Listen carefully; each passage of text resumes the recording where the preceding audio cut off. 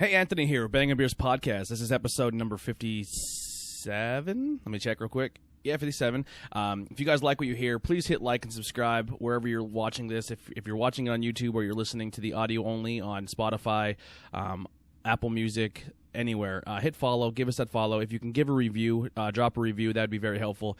And head over to Facebook and follow us at Bangin Beers Podcast. And we have a merch store, so if you head over there, there's a Shop Now button. You can grab some T-shirts, hoodies, help our show grow. That'd be fantastic. And this show is our first episode where we're all over the phone because we're not all at the table due to the COVID-19. So we're going to each have 3 beers each. We're going to review our beers and just kind of talk in between and just have a normal conversation. Not so much beer of the night or anything like that. We just kind of shoot the shit. It's going to be like this for a little bit until this all passes over, so I hope you enjoy it. We're going to keep trying to make content so you guys have a good time with us.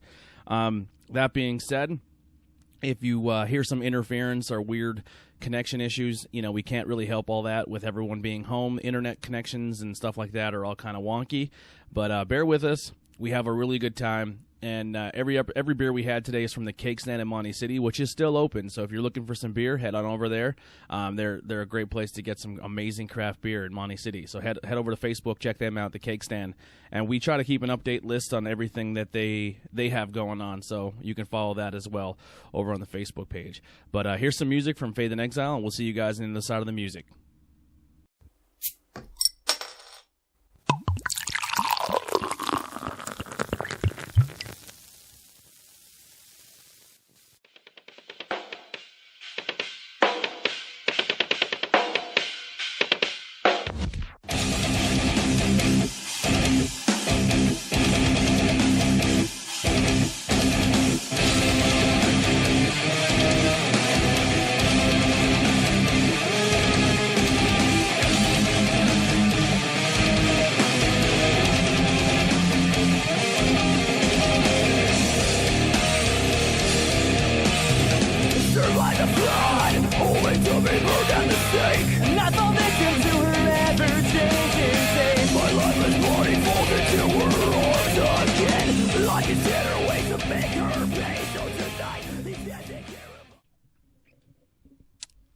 Hey everyone, Anthony here, Bangin Beers Podcast. This is going to be our first audio only, and it's going to be that way for a while yet. So I think pretty much all the channels, except the interviews that are recorded already for interviews with other people, is going to be the only show you'll see actual video. But I think from here on out, I think you're going to have an audio only experience for our channel. Not only just is it easier for the computer, but we're not with each other, so having a camera is kind of pointless. And we're just doing this Bangin Beers over the phone. So once again, if you hear any weird audio interface things or background noise from people's homes, you're going to have to deal with that a little bit because nothing we can do to change that because of the circumstances. It's going to be a little interesting how we're going to do this show. We're still not even 100% sure. We're going to kind of wing it as we go. We're still going to do Untapped and talk about the beers and score it and stuff, but it's going to be kind of like solo scores because we can't share beers and we all don't have the same things. So technically, we're going to be reviewing more beers, but maybe we can do, like, out of the 2 beers we each have, we can do, like, what we think was the better of the 2. Maybe we can do that. But we're each going to do 2 beers, full beers, so that'll be fun, too. And then we'll have a lot of banter in between. So this is going to be a talk-heavy episode. I don't know what we're going to talk about, but we'll figure it out. But on the phone is going to be Pops, which is my dad. Hey. And then Ben. Hey, everybody. And Jason. Boo. Yo, what up? We haven't had Tony. I heard about that guy. Yeah, we haven't had Pops and Jason on in a while because of the outbreak. They couldn't make it to the table, but we have them on the phone, so we're going to do it that way for now. We may have some more people join the chat as we go and maybe talk. I think Andrew said he's going to join us and maybe somebody else. Let me type in the chat real quick. Recording now. Oh, baby. Alrighty, so what? We'll start with Jason. What do you got in front of you? What are you drinking? Well, look, I was gonna be drinking. Well, I'm still gonna get there, but at this point, I'm drinking Toppling Goliath Sudasu Double Dry Hop, which I know you guys had on the show previously. I actually just got another can of it. Yeah, I wasn't there for that episode when you guys did that one. Yeah. That was the we broke the rule. We broke the quarantine rule, and we went to somebody's house, and we had a party of about we'll just say 9 people. We were really close to the max We were capacity. breaking it. Yeah, between We were everyone. breaking it. Yeah, we were really close to breaking the rules there, but it was a good time. It was really cool. We had live music. Yeah, it was fun. I mean, I hear you. Like, Pseudo Sue double dry hop is my jam, and my boy down there at the keg stand, Brett, hit a 4-pack for me in the cooler and kept it extra cool for me. So I went down and picked that up tonight. Yeah, man. Well, with everything going on with looking for beer, and we're not really close to breweries that unless we take a pretty long drive, which is kind of not worth it to drive to pick up beer if you're not going to stay and have one at a brewery. So that's kind of, for me, it's out of the question. I'm not going to drive to like Harrisburg or anything and buy a growler to bring it home. It's just not my thing. I'm not doing it. Yeah. And a lot of the beer places in the area who sell beer, either A, aren't stocking up still, or they're just kind of not serving beers. So you can get domestic beers anywhere you want, but the craft scene, if you're looking for someone in the School County area that's going to definitely hook you up when it comes to craft beer, the Keg Stand definitely still has you covered. They're open every day, and they'll be there, and they have a lot of beer. I some of the stuff, my 2 beers that I'm drinking tonight are both from the Keg Stand as we speak. Yeah, I mean, this came from the keg stand, and then the other Rusty Rail beer that I'm going to be drinking came from the keg stand, and then I have a third beer if we get that far from New Trail that did not come from the keg stand, but still, the keg stand, I mean, 2 thumbs up. Yeah, they're killing it right now. I'll tell you what is very sad and depressing is when people are getting all these awesome beers and they bring them back and they're putting it in the group chat, and I'm like, oh, I want to try that. You're like, it sucks. It sucks really bad. Like, 'cause we're so used to sharing beers with one another. But that's not an option at the moment. It does suck. What we should start doing is we should, like, when we buy a 4-pack at the Keg Stand, we should leave like the other 3 and be like, hey, when Ben and Jason come, give them one of each of this 4-pack, and we share beers. That's a great idea. Honestly, I like that. That would be pretty good. That would be a good way to go about it. Yeah, like we each go buy, like, because you go in, you buy one 4-pack, but then you get 3 or 4 other beers from something else. We'll start like a secret beer trading. Pay it forward and be like, oh, hey, I got a beer for you. You're like, oh shit, free beer. Wow. Well, I'll be honest, like that happens a lot with Brett anyway. Like he'll buy like a 4-pack or something. He's like, I'm not a huge fan of it, but he'll leave it at the store, and then when we come pick up beer, he like kind of drops it on us, like, hey, take this with you.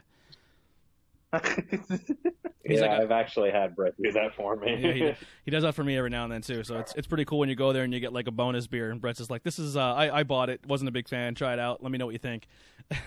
I'm like, all right, cool. And you walk out with an extra a bonus, a 1-up, we'll say. What are you drinking, Ben? What I'm drinking, I got both of these from the Keg Stand as well. I got Rusty Rail's Golden Elixir, a Honey Almond Imperial Ale, and Brett's favorite, Southern Tier Vanilla Whipped Milkshake IPA, which is a 6.5 ABV Jumping IPA. ahead, okay. You're already going for a review, but all right. We got time to kill, Ben. Well, we got time to kill. I'm just going to say what's in it. So Citra Mosaic, Amarillo, and Azaka. Okay. Milk, sugar, and vanilla in this bad boy. And there's 2-row pale flaked oats in the vanilla whipped. So cool stuff. I cracked open the Gold Elixir. I'll tell you what, it's not a bad ale from drinking sours all week. Yeah, your tongue is probably stripped. Oh my God.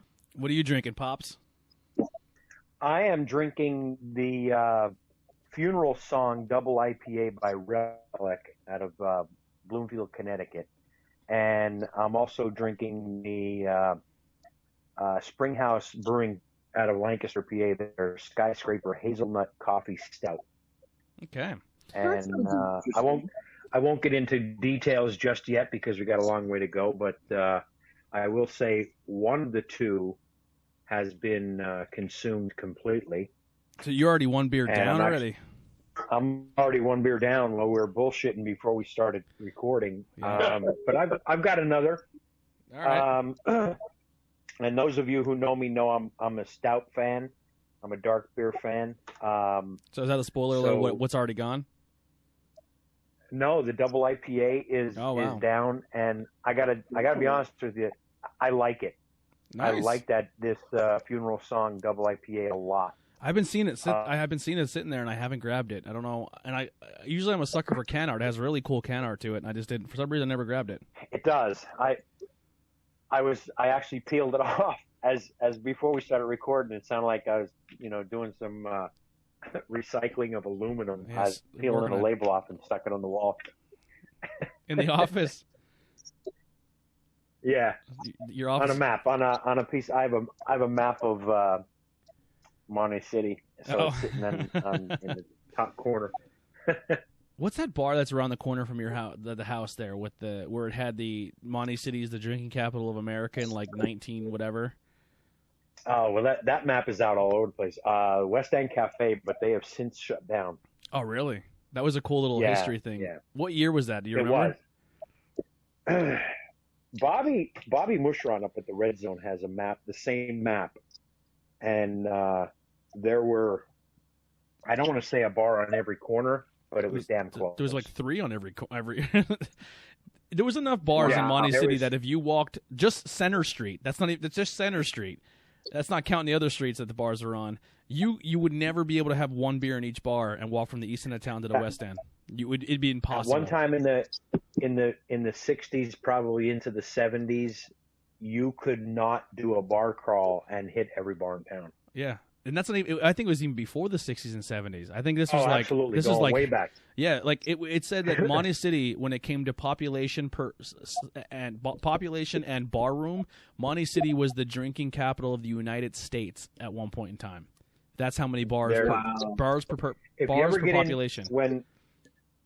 When we get out of this quarantine lockdown, whatever you want to call it, stop into the M&M Red Zone in Monte City. There's a map.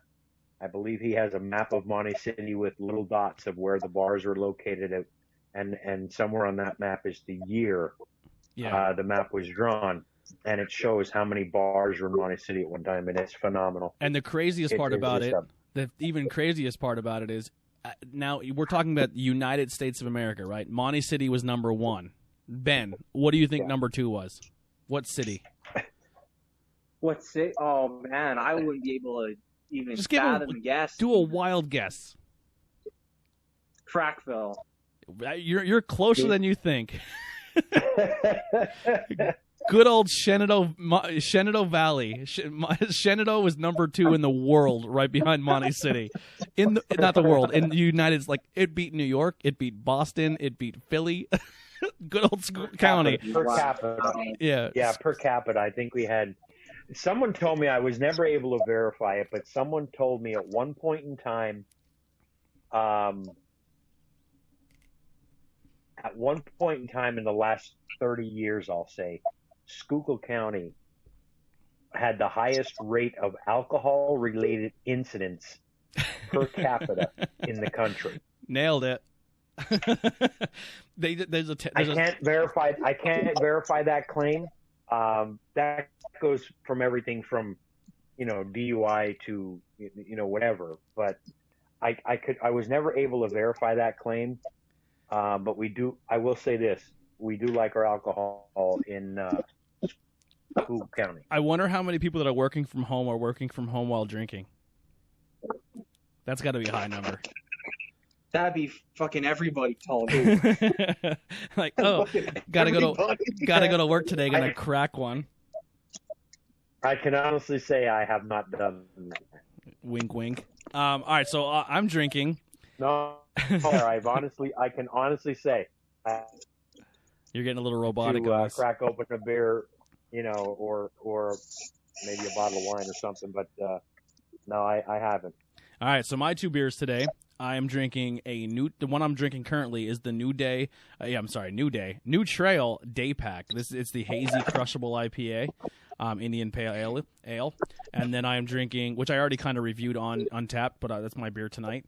And then my second beer I have not had yet. I saved for the show. This is Winding Path Brewing Company, and it's the Peaches and Cream IPA. So it's another peach beer. So, me, I'm always on the search for a peach-flavored beer and trying to find what my favorite one is. So we'll see how this one ranks with the rest. So besides, I know the quarantine thing's going on, but does anyone have any interesting things going on lately, or what's going on in your personal life? How you handling it with this whole lockdown? I've been playing a lot of Animal Crossing with it, and I'm still waiting for a hotspot for my work to actually get it to me. So I was literally off for a whole week thus far, and it's not, it's not against me or anything like that either, which is nice. Yeah. How about you, Jason? I mean, I'm still working. My job is basically sitting around all day surfing the internet because most of my clientele is schools and the courthouse and other stuff like that. So, I mean, I've pretty much just been going to work, but sitting there surfing the internet all day. Nice. I mean, You bring your Switch? I mean, I'm still playing Luigi's Mansion. I mean, I'll tell you what, man, the Switch has been a godsend for this whole thing. Yeah, that Animal Crossings, I don't know, man. I knew that wasn't going to be a game for you. I knew right off the bat. Yeah, it's not for me. That's why I didn't even recommend it to you. When you said I'm going to download, I said just have fun. You're not going to play it very long. yeah. No, I've been playing a lot of Luigi's Mansion. I mean, I still got to finish it, and I don't know. I haven't really touched my PS4 because I don't want to update the firmware on it because I want to hack it, and the more I update the firmware on it, the less chance of me hacking it becomes. So, like, I'm kind of just letting it sit, I don't know. Yeah. I know this is not cool in high school, but we'll probably dive into a little bit of what we're watching or playing. But I've been watching a lot of stuff on Netflix and Hulu and stuff like that. But I got obsessed with I've been obsessed with this YouTube channel. It's a BuzzFeed YouTube channel, but it's called BuzzFeed Unsolved. And they take this kid who's like obviously a believer of the supernatural and ghost, and they take his partner who is completely a not believer, and they just go to all of these different haunted places around the globe, and the one guy's freaking out and the other guy's just like making a complete joke of the whole situation, and it's super entertaining. And spoiler alert, they never come across anything supernatural, or even if they do, the other guy's just like, come on, is that real? Just stop it. Like, he doesn't believe anything. It's funny. I finally got access to Netflix tonight, so I watched the first episode of Tiger King because I was like, half the fucking internet is talking about Tiger King. Fucking I'm like, crazy. I'm like, what in the fuck is Tiger King? So I finally watched the first episode of that tonight.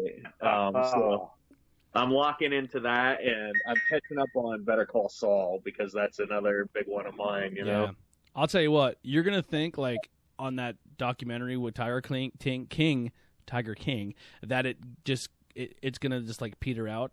Each fucking episode just tops the next one. You're like, how fucking crazy is this gonna get? Like, and every episode just like, I'm ready, man. Yeah, I'm ready. Wait, first episode, is that where the lady gets bit? Did you see that part yet? No. The first episode is basically just like it's, introduces the main character Joe, and then it introduces the lady who's like opposing him. I could have sworn the lady gets bit in the first one. Who owns the other sanctuary. Might be part 2 then, episode 2. Then someone gets bit. It's fucking crazy. Well, hey, look, I'll be seeing it tonight. So yeah, it's fucking. I'll tell you what, though, and you like stand up comedy a lot too. Some of the specials on Netflix right now are unbelievable. They're just all so good. Yeah, I mean, I'll check it out. I definitely love that stuff. Sure. We just got 3 episodes into Swamp Thing on the DC network. That is. I'm so bummed that it got canceled, but so far 3 episodes in, it's so good. It's oh my god. I've always been a sucker for Swamp Thing. It did change a lot of the backstory and kind of did its own thing, and it's really good. Swamp Thing looks fantastic. The way they play it all off just looks really good. But the only way you could watch that is if you find an illegal thing on the internet, or if you aren't. Sorry, I have the beer burps already. Or if you're a member of the DC streaming service, which is pretty cool because if you remember the DC streaming service, they have a lot of their DC animation movies on there, which there's a lot of them I haven't seen, so I'm definitely going to be able a chance to go back and watch them. A lot of their animated TV shows are on there. Some of the movies, not all the movies, but some of the movies are on there. And then if you download it with your phone, you can do it from the TV too. They have a shit ton of comic books that you can read digitally, like really old comic books that you could read from the app as well. So it's kind of like a one-stop shop for everything DC. So it's not bad. And I think it's like $7 or $8 a month. So it's pretty good. Definitely not bad. No, not at all. Yeah. So yeah, I've been watching that, and there's supposedly the Harley Quinn cartoon on there is really good. So I'll check that out next. How about you, Dad? What have you been doing? I've been binge watching Netflix. I finished the Shameless series. I finally got to see that. Is the whole thing on there, like beginning to end? I had watched all of the seasons except the last season 8 or 9 or whatever it was. I think I stopped at like season 7. Yeah, I saw the last season a few weeks ago, and then I started watching Blacklist on Netflix with James Spader. Yeah. And Megan Boone, and I'll tell you what, that is a hell of a show. I enjoy it. Yeah. There's only 3 seasons on Netflix, so I don't know what I'm going to do to catch my fix for it after that. But because I think they're in their sixth or 7th season. But my goal is on Netflix. There's an old show I've never watched from beginning to end, and it's still on Netflix, and it's been on my list forever now. And I think I'm going to start from the beginning and go all the way through. It's a spoiler alert. I'm not spoiler alert, but hint, Dad, for a Christmas gift, if you could find the entire box set on DVD. I won't be upset about it. Cheers. Cheers is on there. Cheers. Yeah. Yeah. Start watching that. I'm gonna watch Cheers. Wow. Yeah, the entire series. There's a website that you can watch TV shows and binge watch TV series. Yeah, Tubi. Tubi. T-U-B-I-E. T-U-B-U. I forget what it. I think there's commercials as you watch it, but it's pretty much free. The one I was using is free without commercial. I don't know the website offhand. The problem is a lot of the feeds are dead. Okay. So you gotta and what pisses me off is I love NCIS, and I'm in the middle of season 16 or something like that, and I got halfway through the season and all of the feeds are dead, so I can't watch the 15th or 16th season of NCIS. Check on Hulu. It might be on there. It might be. I'll have to check. I know Netflix has this current season and the previous season. I'm 2 seasons away from that, so I gotta find it without buying the. Yeah.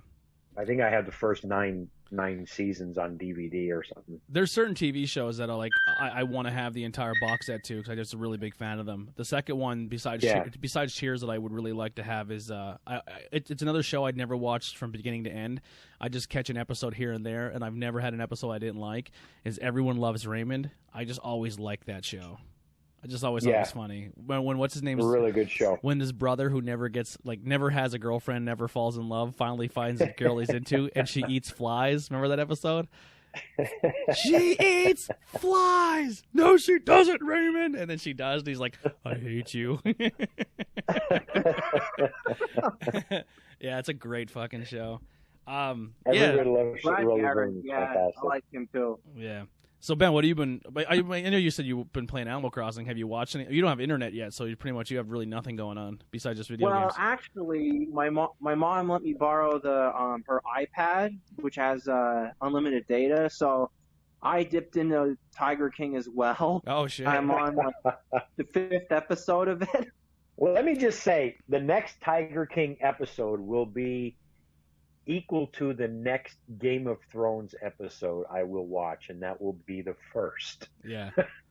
I have not seen either, and I have no desire to. I'll tell you what, I mean, I didn't think I was going to be into Game of Thrones. I had to watch season 1 twice. I'm probably the worst. This is going to be the worst maybe advertisement ever, but I had to watch season 1 twice because when you start watching Game of Thrones, they start speaking to you, and I think it's because I'm just not so much into that fantasy realm. Like when it comes to like, it took me a little bit to get into like Lord of the Rings and stuff like that, but Yeah. Game of Thrones is a show that when you first start watching it, they talk about people, places, and things as if you should already know about it. And then you're like, I can't keep track of where these things are located, who these people are they're talking about. Then they're like, oh, this is the guy we were just talking about. I'm like, what? So it's just really overwhelming for the first season. But then, like, once you start getting a grip of everything, it gets better, and then it ends really good. And you're like, oh, that's kind of cool. And so I finished season 1. I got about halfway through season 2. I didn't hate it, but it never kept me that I have to keep going back. So that might be another show that we might dive back into and try watching again. There you go. Yeah. But yeah, so that's pretty much everything that I kind of been into. So the beer I have cracked, I am drinking currently. I will give you a quick rundown on Untapped about it real fast, and I will tell you what I think of it. And we'll go through our first beer, review it, and then we'll kind of find more nonsense to fucking talk about in between. Because like I said, I'm not really sure how we're going to do this. I already ranked this beer. I don't think my score is going to change. I do really, really enjoy it. So this is the Day Pack by New Trail.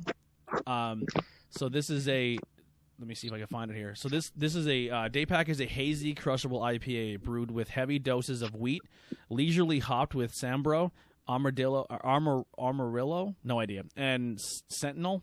Expect notes of fleshy tropical fruits, balanced with citrus and earthy notes. Pack it in, pack it out. So this is only a 5.7 ABV, so it's very, very low. It's about 2% high. It's 2.2% higher than a Miller Lite, but it's a session IPA. Yeah, it's a session. Yeah, so it's really low, but it still gives you a very good craft beer taste. So it's something you can drink a lot of as you're going throughout your entire day, not get completely annihilated, but still keep a taste that you're like that you were familiar with a craft beer. I really liked it. I know, Jason, it wasn't really high on your list.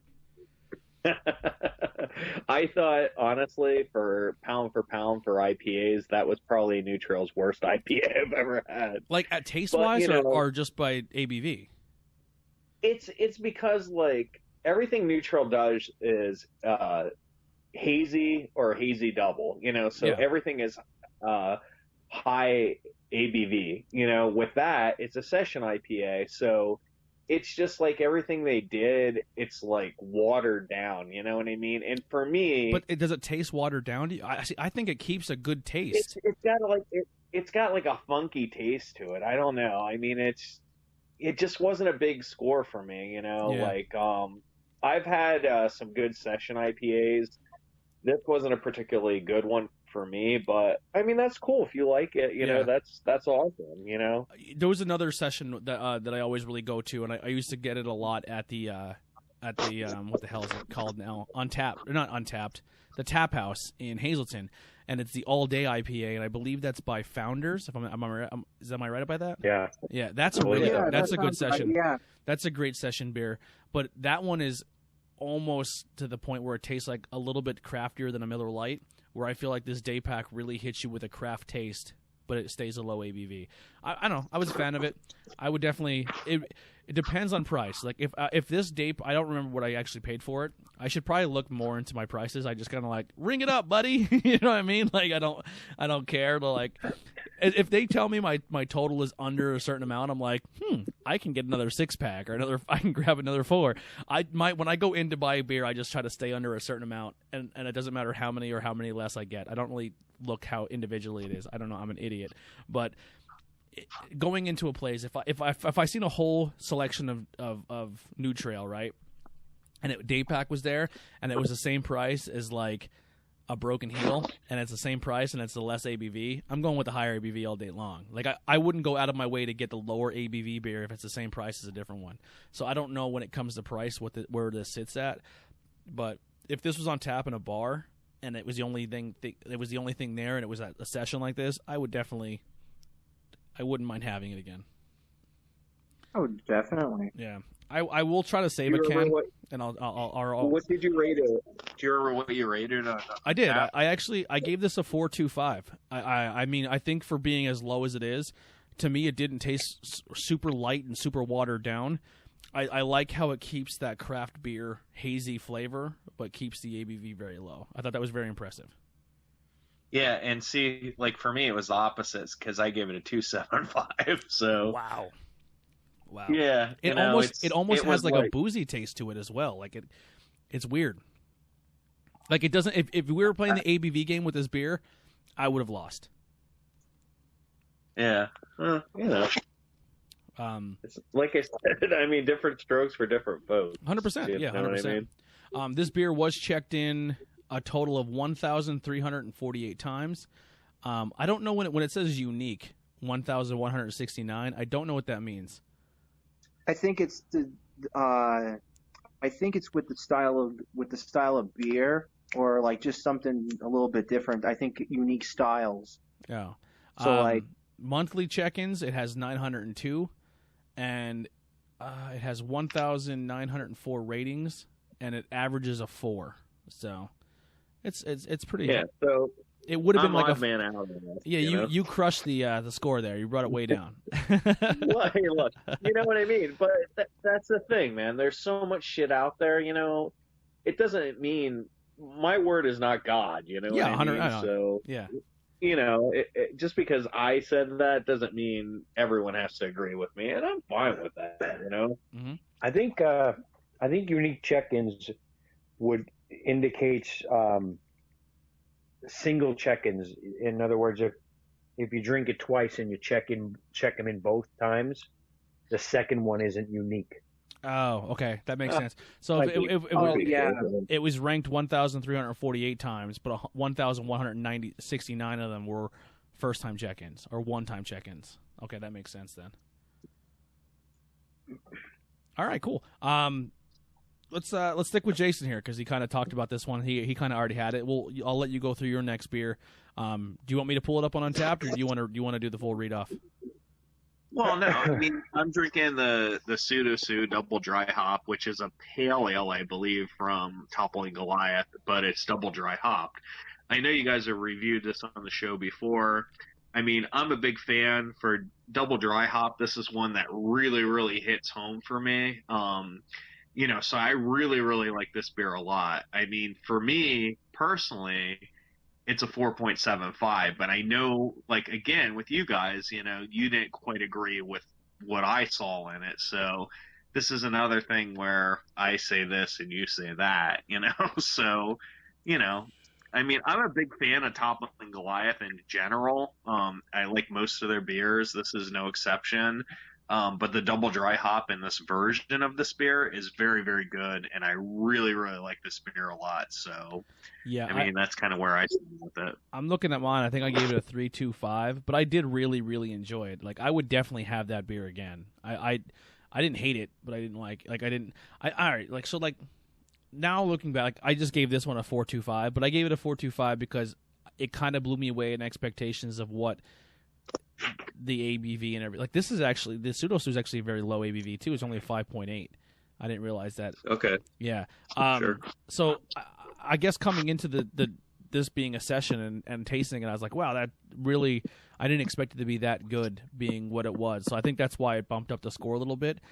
But the Pseudo Sue, I think I had after I had the King Sue, and then after I had the regular Pseudo Sue. So the double dry hop was good. I probably would, if I had it again, it may go higher, but I didn't hate it. I definitely enjoyed it. Yeah, I mean, on Untappd, it just says this is a double dry hop pale ale showcasing the citra hop for a well balanced that is delicious and body with mild bitterness in its finish.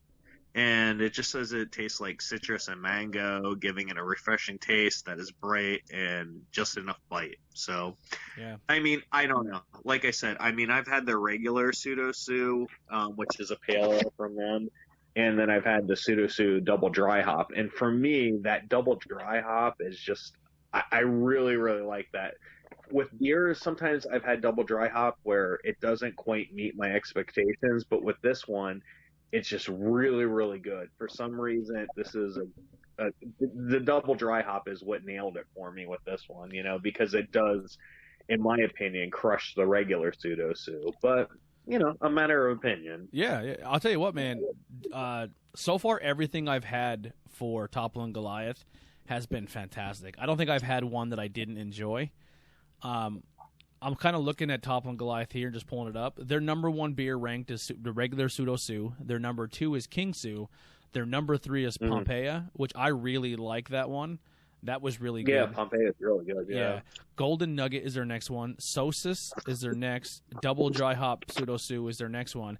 And then my personal favorite that I enjoyed the most, Fire Skull and Money. That was a good freaking. I like that one too. That was a good beer.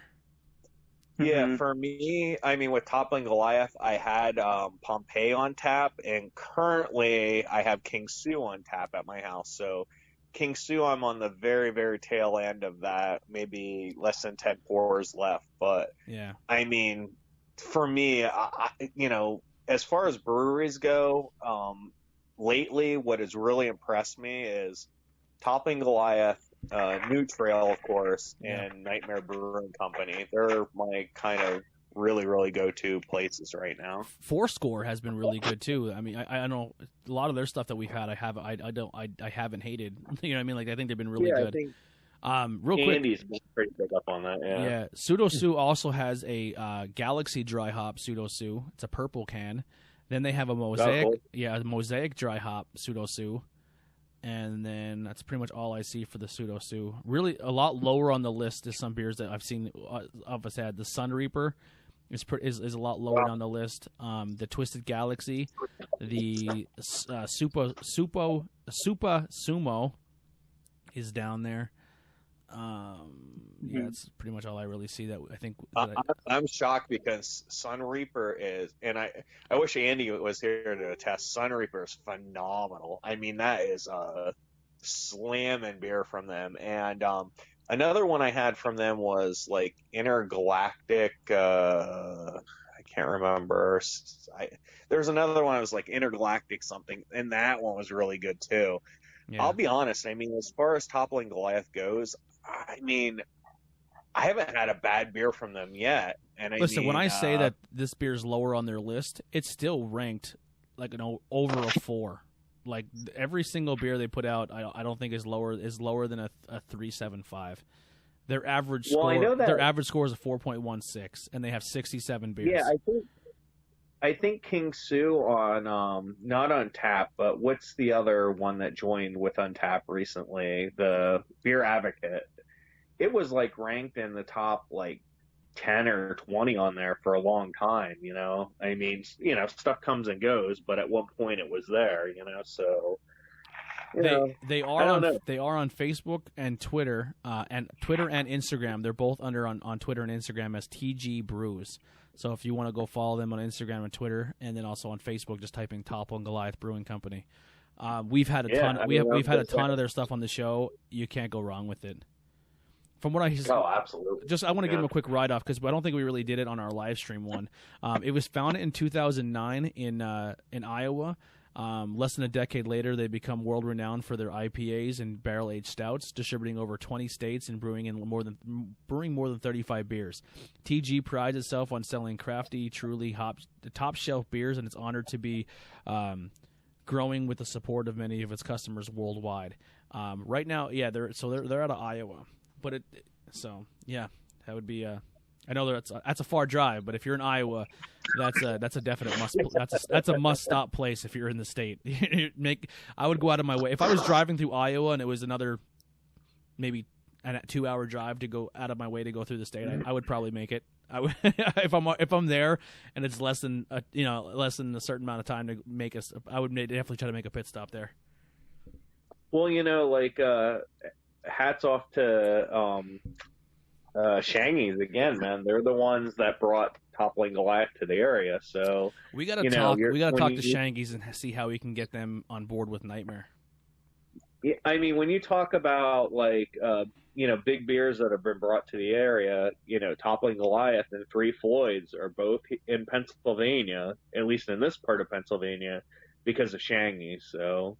You know, it's funny you say Three Floyds because when you look at the double dry hop Pseudo Sue, it says similar beers. It says Pseudo Sue, it says Tome, and then the next one right up there's another one I can't pronounce, but then it says Zombie Dust by Three Floyds. So if you're a fan of if you're a fan of Zombie Dust, you'll be a fan of this one as well. Yeah, it's funny. Like with Three Floyd, Zombie Dust is one of those really renowned beers from them, and that's the one that has escaped me. And I haven't had that yet. So we've actually had Ben had a hookup and had a lot of that at one point in time, and then we went to South Bend, Indiana, and stopped at a gas station and got I think 5 different Three Floyds type beers and got a bunch of 6-packs, and then stopped on the way home and got more. And Zombie Dust was definitely one of the ones we brought. This is before you were on the show. I had 2 6-packs of Zombie Dust in the fridge. Yeah, very cool. Yeah. Well, someday it'll come to me. It's good. It's really good. I liked it a lot. I'm sure it is. Yeah. All right, Ben, you're up. What's up? What are you drinking? So the Golden Elixir is an Imperial Honey Almond Strong Ale, as they dub it. It's an 8% alcohol by volume beer. This is going to be my first check-in on this one, with everyone else having 102 check-ins. Total is 116. So it's a full-bodied ale with honey and malt sweetness and subtle hints of nutty almond. Who makes this beer? Rusty Rail from Mifflinburg. And we know how they are with their Imperials then too. They love making their Imperials. Clocks in at 8%, like I said. Really sweet scent to it. You can really smell the honey off of it with a little bit of that almond. This is a pretty tasty beer in that sense. Yeah, I'm just trying to find it real quick so I can follow along with you. Sours. Oh, so yeah, I had so many sours, I needed a little bit of a break. This is just a nice little break ale, to say the least. Isn't Rusty Rail where you got your name for your Untapped score? Your Untapped from? Instead of Cold Wolf, you got it from the Dirt Wolf beer. Am I wrong with that? That's Victory beer. Yeah, Victory's no double IPA. Rusty Rail makes Dirt Wolf. No, or Dire Wolf. I'm sorry, I'm looking at Dire Wolf. Wolf King. You're talking about Wolf King. Yeah, you're right. Wolf King. Right, yeah. Wolf King. That's their stout brewed with coffee and all that. That was really good. My favorite beer they make is any version of Blue Collar Blonde, with the raspberry, the regular. I just really like Blue Collar Blonde a lot. That's a fantastic beer. Yeah, they've been getting out distribution wise too, and I'm kind of glad that they you can start going to actual aluminum cans now to keep it a little bit fresher versus the bottles. I just pulled up a beer from them. If anyone ever sees it, please fucking buy it. It's called El Luchador, and it's a fucking guy with a hop mask on. It looks fucking awesome. I need that. I need that can for our table. El Luchador. What's the one they have with the macadamia? Oh, that's their white stout. Yes. They have. Yes, that is actually pretty good. They have a good Oktoberfest too. The Knocktoberfest. That's a really good beer as well. It's a rye, if I'm not mistaken. Beautiful place they got their brew pub. I think Andrew, when he went to their tap takeover, they did a tap takeover in Minersville, and Andy got some guy's number, and supposedly they're open for us to come and have some beers. That's going to be awesome. It's a great place to visit. Yeah, Their Sunday brunch menu is really good. And for those of you who don't like drinking beer for lunch, they also offer a mimosa flight. No, if I'm at a brewery, I'm drinking beer. But it's really good. The menu's good. The menu anytime is good. Their brunch menu is really good. Yeah, I'm down. When Austin comes home, we got to make it a point to I know we're doing New York for a weekend, but we definitely have to try to hit some places up. I hope everything's done by then, and he's able to come home. But yeah, hopefully. I really, really want us to go up as a big group, get a big group of us and go up to fucking Liquid Noise. I want to roll into Liquid Noise like 2 carfuls. I want to roll in there big. Where are they located? Mechanicsburg. Marysville. Oh, Marysville. Yeah, Marysville. Mechanicsburg is Marysville. Outside of Harrisburg. Yeah, we need 2 DDs. We're gonna fill up Mom's van and then another car full with another DD. our 2 or 3 carfuls if we have to, but we want to roll up there big. I want to get a big group up there, and just because they were super accommodating to us, I want to roll up there with a bunch of people and drop some money and everyone get beers and have a great time. Yeah, their beer was fucking stellar for all that they gave us. You know what I mean? Then we could stop on the way home at Bresky's. Rescue. That's all Jason said the whole way home is Bresk, and that was for the other episode with the one we did with the Harris family. The Harris family. He's like, we're going to Bresky's, and then we walked in and we're like, this place is God. This place is amazing. Bresky's has probably got $500 of my money down there since we've been there. Between me and Ben, we probably dropped about a G down there. I mean, it's ridiculous. Probably, yeah. I was very close. I was very close to 100 when I went, and Heidi looked at I left the receipt in the car, and Heidi goes, "You spent this much fucking money on beer?" And I was like, "I'm so sorry. It just happened. There was so many to choose from." And it didn't help that Toppling Goliath was very. I mean, it was a pricey beer. Pricey, yeah. Where are you going? All right. So what did you give this Golden Elixir Imperial Honey Almond beer? I'm gonna give this a 3.25. All right. It's a nice one. It averages a 3.9, so that's not bad at all. No, not at all. It's, it was something different to break up the sour craze that I've been going through the whole entire week. This beer really helped me out, like big time, just overall taste and all. And and I just needed to go to IPAs. Needed to take a break from the sours overall. So, it's going to really be something else because, I am going to be getting some Equilibrium next week. So if you guys want to do a show and we do like an EQ episode, we could I can get a triple, and I think there's a double that's around. So that I'm going to be getting. And the one has like a Led Zeppelin looking like the Mothership Led Zeppelin album cover. Yeah. It's like a strawberry. If you get 2 cans of that, one's going to the table. Oh, no kidding. I know. I think what I'm going to do, Ben, is I think tomorrow I'm going to bring over one of each beer that I got here, and I'm just going to leave it in your mailbox so we can still do social distancing, and I'll put them in your porch and knock on your door and run away. Okay. Just let me know ahead of time because I can wipe down the cans that I have, and then we can trade off, kind of. That works. We'll do that. Yeah, so like you knock on the door, you leave your cans, you pick up mine, and then you knock on the door, you run. Yeah. It'd be like fucking retarded down the ditch. Secret knock. Yeah, the secret knock. The secret knock. Secret beer trade knock. Right now, here's pretty funny. Right now, Chris Jericho is live, and he's Skyping with Kevin Smith. My 2 favorite people on the planet are doing a Facebook Live right now. Yeah. All right. Wow. Let me get this last mouthful down of my beer, and then while I'm doing that, Pops, give us your review. What your beer you already drank? You said. Yeah, I finished the Relic Funeral Song Double IPA, 8%. I gave it a 3.5 on Untapped, and I probably should have given it a 3.75. I'm not. Those of you who know me know I'm not an IPA fan. I really like this beer. It's really good. It's not too hoppy for me. Smooth, citrusy, fruity, not overly sweet.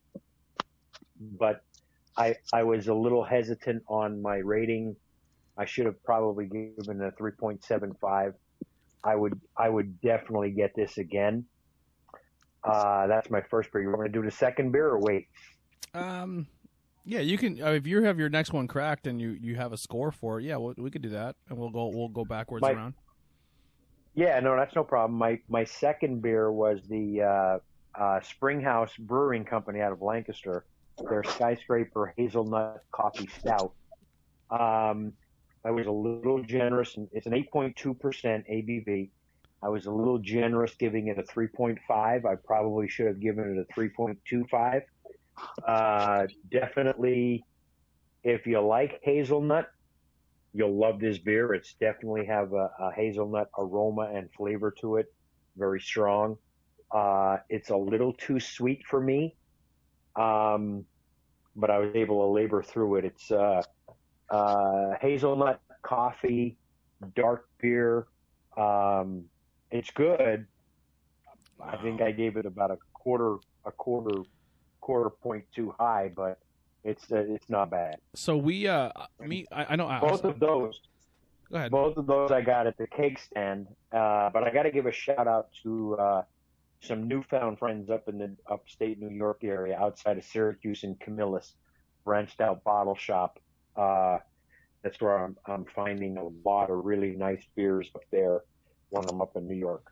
Yeah, the branching out. We had pretty much a whole episode of stuff you got from them. They have a great selection. They get Abomination, which is crazy because they're up in New York. we have a hard time finding Abomination in our area.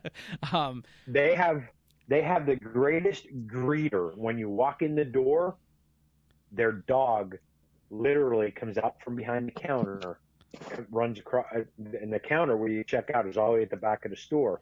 He comes, slow trot out, comes up and greets you when you walk in the door. You give him a little pat on the head, and he turns around and goes back behind the counter. Freaking awesome! This place sounds fucking fantastic. Real quick, I want to talk about Springhouse quick. We went, myself, Andrew, who I thought was going to be calling in a little bit, but I guess he's not calling in. Tyler Smar and Austin, when he was home, we all went to Springhouse before the Crowbot concert. Mm-hmm.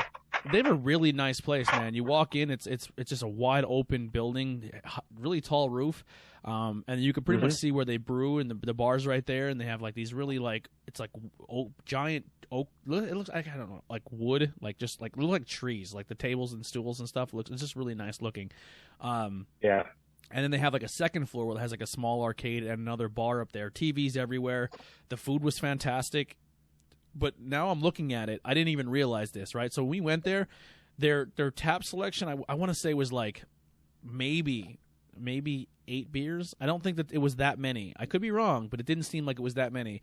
They do a lot of stouts and stuff like that. So to me, a lot of the stuff I didn't get to really enjoy because I think they had more stouts than IPAs, which is really strange, really different for a brewery to do. Like a lot of them focus, really great. Yeah, well, really great for you, not really for me. Great. But so far they've put out 432 beers.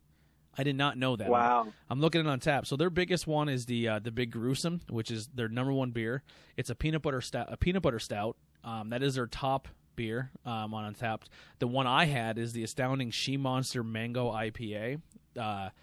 I believe there may be other versions of the She Monster. I could be wrong. The next one is the Brains Pumpkin Ale for Zombies. Then the She Monster, I've actually had on tap at my house. They do She Monster with jalapeno, it's phenomenal. Yeah. It's really, really, really good.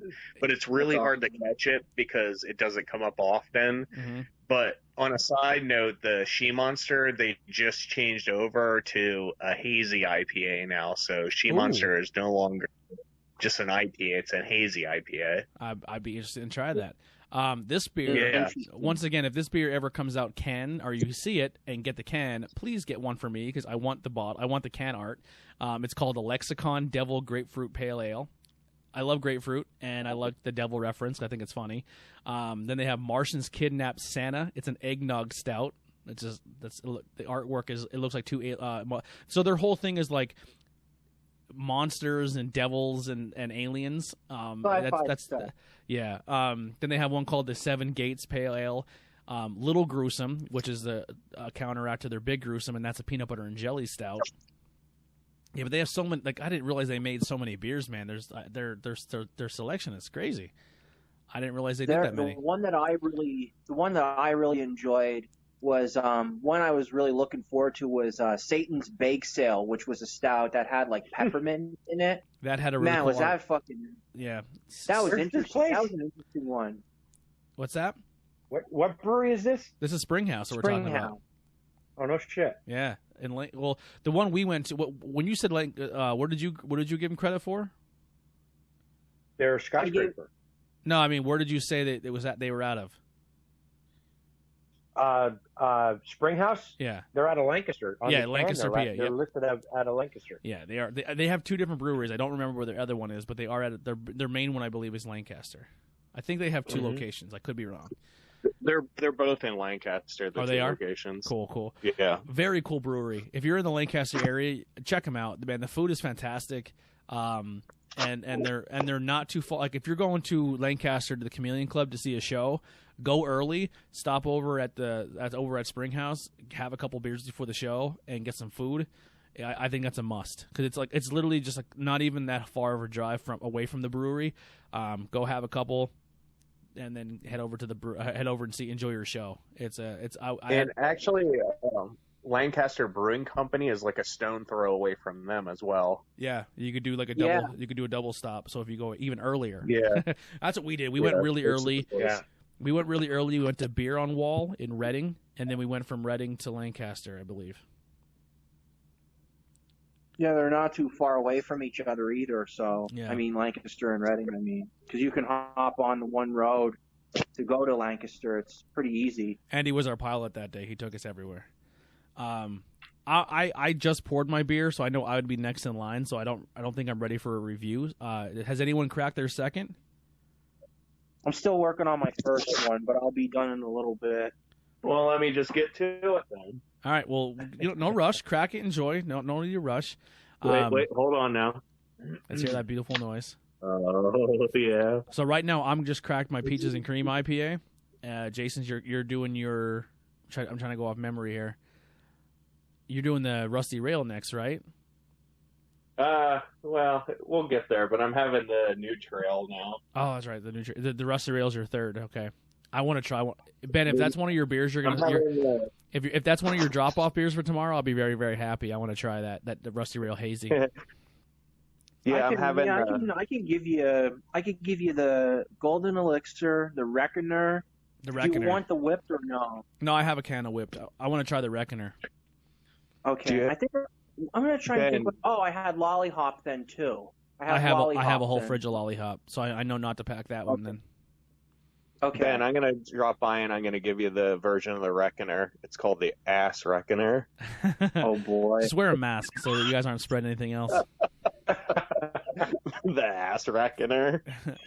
Actually, they said anal sex is not recommended during this time. Just putting that out there. Yeah, for real.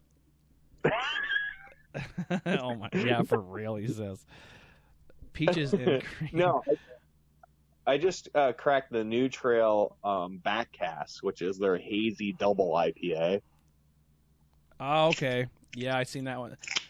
They make a lot of hazies. You know what's crazy? Like they don't blend together. Like when you have one of their styles, they all don't taste the same, which is pretty cool. You know, I can give you my review on the hazy here. This is the second time they brought this beer out. This isn't the first time they brought this out. And I don't know if it's me or if it's my taste buds or if it's me trying like a gazillion neutral beer, but first rodeo with neutral here on the Backcast, I looked and I rated it a 4.75 and I was like, holy shit, man, you know, like I tried this beer again and I'm like, man, I don't know how I got to that 4.75. That's like super, super high, you know? Mm-hmm. Honestly, I mean, second time around with this, it's crazy. I went from a 4.75 to a 3.75. So I don't know if it's changed or if it's the same or my opinion has changed. I don't know what it is, but it's a really, really good beer. It's a really, really good hazy double from New Trail, but you know, which once was a 4.75 is now a 3.75. So Yeah. I'm not Sometimes, sure, you know. Sometimes you get a little crazy your first time. You're like, oh my god! Like it definitely you can get sucked in by the brewery. I guess if a brewery that you're really, really into makes a beer, you're gonna go a little higher the first time you have it, and then you're like, all right, let me get to my senses here. Things change. I mean, like, you know, I've had Sip of Sunshine like long ago when it was like creme de la creme, king of the kings, you know, and now I have Sip of Sunshine, and I'm like, It's okay, mediocre. you know, it's good, but it's not like mind blowing. Yeah, it's the same thing with there was something else I had recently that was like once hop juju from Fatheads. Like, Yeah. you know, again, I mean, initially when I first had that, it was like mind blowing, but there's so much stuff anymore. It's like it's still a good beer, but it's just not. It's not. Wow, it doesn't blow you away like it once did. Yeah, in my opinion. You know? I remember when I had the Sip of Sunshine, I had a whole beer on the wall, and I put it on Untapped, and you immediately went in the group chat because you're an Untapped scout. I don't know how you're so quick with it. You're like, bro, you just had a Sip of Sunshine? I was like, yeah. And he goes, you only gave it that? And I was like, I don't know. I didn't hate it, but it didn't blow me away. You're like, you're crazy. You're crazy. And then I guess you just recently had it again, and you're just like, I guess once you kind of you're saying once you kind of had other stuff, it kind of can take away the next time you have it. Well, there was just so much stuff. Like at one point in time, it was so hard to get. It was so like, I mean, you know, Heady Topper, Hop Juju, Sip of Sunshine. I mean, all that stuff was just so out of reach. You know, it was like the creme de la creme. It was like if you had it, you were the cat's ass and stuff. And now there's just so much competition, and you know, all these hazy New England style IPAs that have come into place and stuff. And I don't know. I mean, my taste buds have changed, and it's just, you know, I'm not saying those beers aren't good because they still are really good beers, but there's just so much competition. There's so much competition that has come and like triumphed over that stuff, in my opinion. You know? We fucked up on our way home from in Indiana. We had to take Pops here back to the airport, and we're like, all right, we're in Indiana.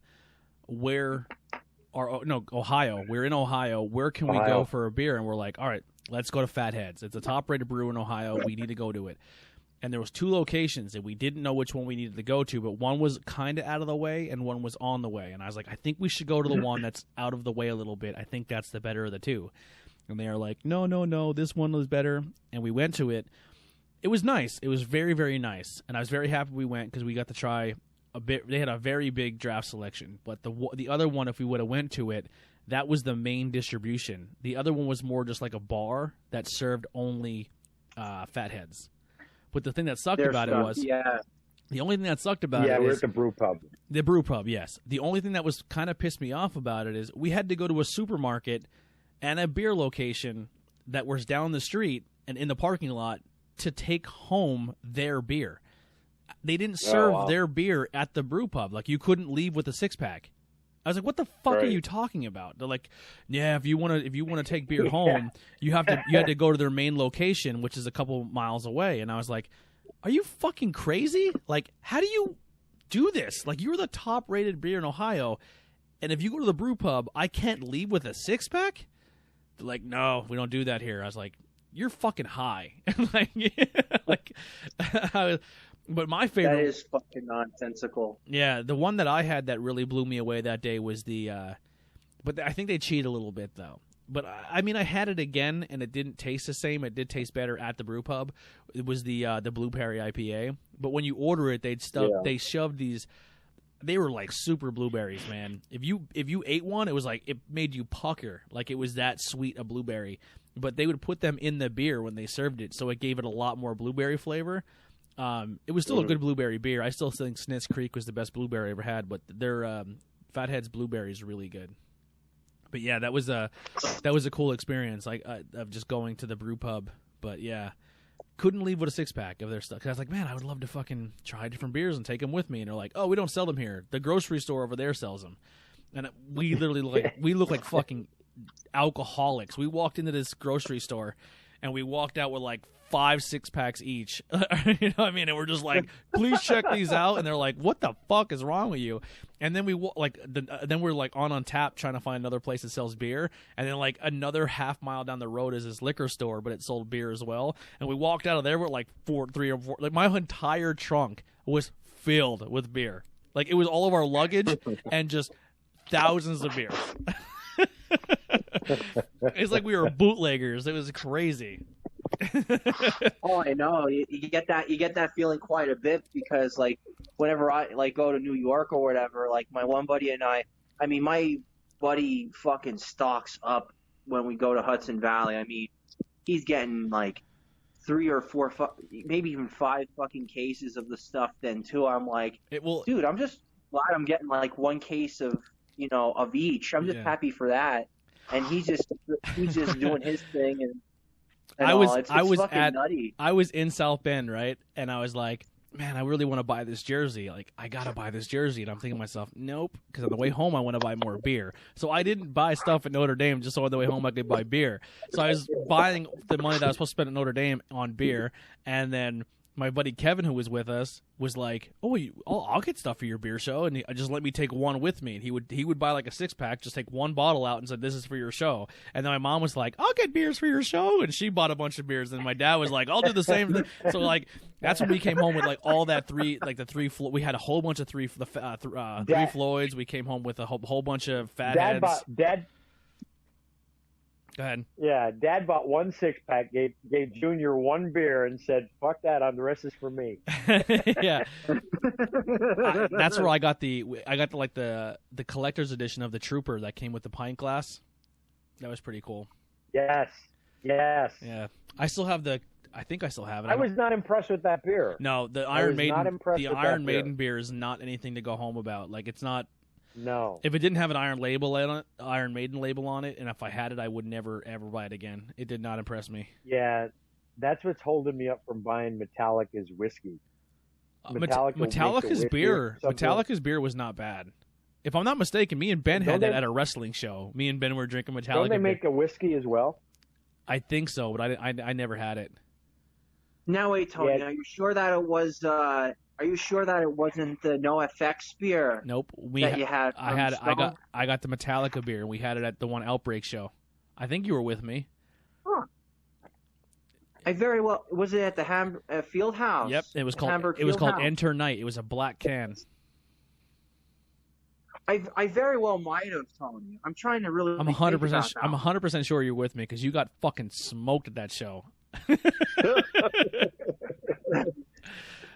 Smoke. Andy won the belt that night, if I'm not mistaken. Oh, damn. Yeah. See, you don't even remember. I know Andy won the belt at some point, but man, that was that show. Damn, man. So, are you done your first beer, Ben? Yeah, I am. I really already cracked the vanilla whipped shake shop from Southern Tier. Let me pull up the stats here. And I liked how he's like typing on his phone. It's so loud. Oh yeah. You need to turn your sounds on your phone off, or the vibrate when you touch your keyboard. It's like going. See, it wasn't me earlier. It was him. It probably was him. No, yeah. I wasn't even typing anything up until now. No, earlier when it was going on, it sounded like somebody was in a wind tunnel, or they were like in a Darth Vader mask. It was horrible. But since we've been recording, everyone's been really good with background noise. It's been nice. Except for me. Are we? All right, we're an hour in. We just hit an hour and 5 minutes. Do we keep this one short because it's online, or do we go for the third beer? I only got 2. Yeah. I got one more. I'll do a lollipop. All right, you do lollipop. I'll get my other one that I have here.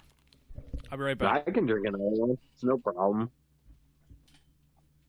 So with this one, it's a 6.5 ABV by Southern Tier. It's from Lakewood, New York, Southern Tier Brewing Company.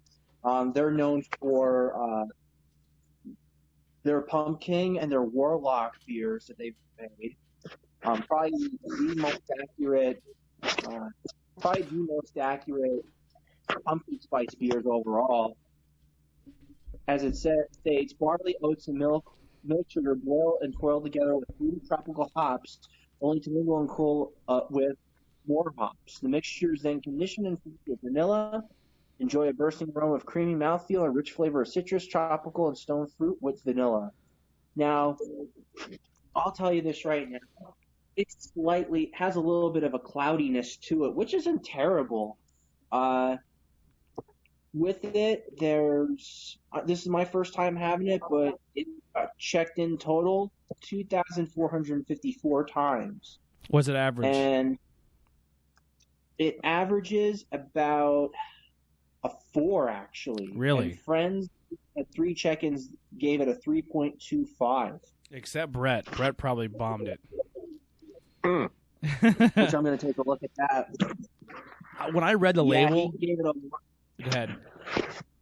He gave it a 1.5. He's just like, no, I'm not doing this. When I read the can, I looked at it, I'm like, man, that beer is going to be either... I thought it was going to be really sweet. Is it extra sweet? Now, see, here's the problem when you ask me that question, because I really like the sweet stuff. Like, for people that say it's too sweet, it's the right sweetness for me. I think it's pretty fucking good. I really enjoy it because it does have those characteristics of like a good milkshake IPA with just, the milk sugar and the vanilla. It really melds well together, and the hop profile really makes it worthwhile. Okay. So I probably would give this one a 4 just solely because, and not only that, the can is only March the 4th of this year then too. So it's about a month old. That's usually a pretty good canning time. You know what I mean? Just having it over a little over a month. Definitely not bad in the slightest. All right. So that's how I look at that. So I kind of enjoyed this beer because I like the milkshake stuff, and yeah, this one does it pretty well for me for the most part. What are you going to score it? I gave it a 4. I hear you hammering away on your keyboard there. No, I'm not even on my keyboard. Wow. Wow. All right, well, I'm up now. Peaches and Cream IPA from Winding Path. It averages a 3.5 on its check-ins. It has 1,087 check-ins, 1,040 unique check-ins, so single-time check-ins. It has 159 this month. It's a 6.5. Let's see what we got here. It says delicious. I don't know. Turbulent, fruity, a creamy, juicy glass of citrus hops and peach vanilla. I'm gonna be honest. It's a little sweet. It's a little sweet, and it's very, very light. To me, instead of a peach taste, it has almost like a peach tea flavor. I don't like it. It does have its cream though. Hold on, let me give you one more little nip here.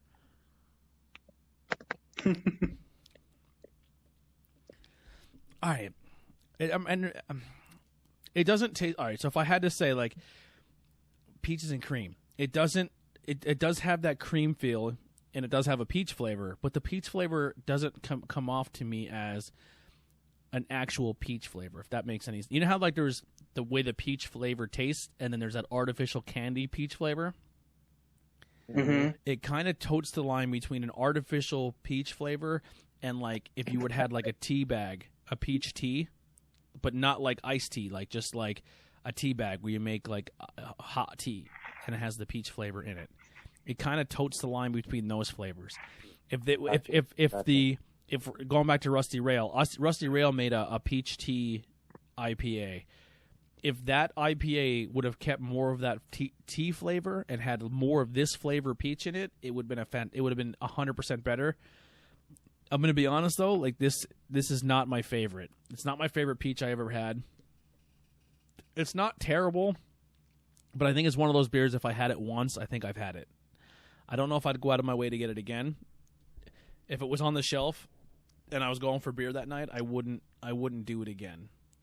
That being said, I would go a 3 with this one. I'm going to give it a 3. There you go. Yeah. I think that's a very fair score. I think it's a good beer, but I wouldn't go out of my way to get it again. And I've had a lot of peach-flavored beers. This is not high on my list. So I know, Dad, you don't have any more. I mean, if you want to drink a Yingling and do a review as if you've never had it before, you can do that. What would be your third beer of the night here, Jason? It's going to be the Ass Reckoner. The Ass Reckoner. Okay. Ben, what would yours be? Mine would be the Lollihop. Lollihop. So mine here, I'm going to be honest, I'm not excited about it. I bought it, and then I bought it, and I was like, I don't know why I did that. I think Brett talked me into it. He's like, you should get this one. And I was like, man, it's a porter. And he's like, you'll be fine. Actually, is it a porter? What did you get? The What is it? Buzzsaw from New Trail. No. I don't know what the fuck it is. I don't know the type of beer it is. I can't. All right. Anyway, it's Elliott Cottville Brewing Company. It's the Blueberry Maple Pancake. Oh, it's an ale. That is super sweet. It's an ale. It's an ale. It's an ale. Yeah, it's an ale brewed It can with. be super sweet. It's literally right in front of my face. Ale brewed with blueberry and local maple syrup. Yeah. The initial smell is pure blueberry. It actually smells like it has a great blueberry flavor. So I don't know. Yeah, wait till you taste it. All right, well I gotta fucking hammer this. I have a full glass of this peaches and cream. I've been bullshit talking the whole time. Wow. I just had that. I just had their. I think This that was. this is in a the one I bottle, had. so I have a 6-pack of this, Ben. I will bring you. I'll give you 2 of them, All right. depending if I like it. Then you might get 3 of them.